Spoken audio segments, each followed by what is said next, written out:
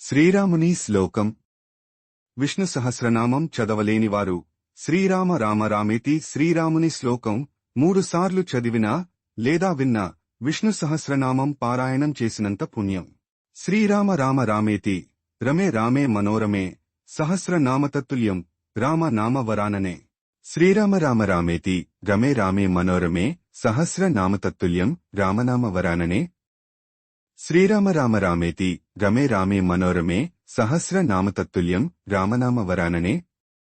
ఈ శ్లోకాన్ని 3 సార్లు స్మరిస్తే విష్ణు సహస్రనామ పారాయణ ఫలితం, శివసహస్రనామ ఫలితం కూడా లభిస్తుందని పురాణాలు చెబుతున్నాయి.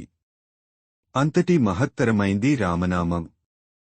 విష్ణువు దశావతారాల్లో పూర్తిస్థాయి మానవ రూపంలో కనిపించిన మొదటి అవతారం రామావతారం.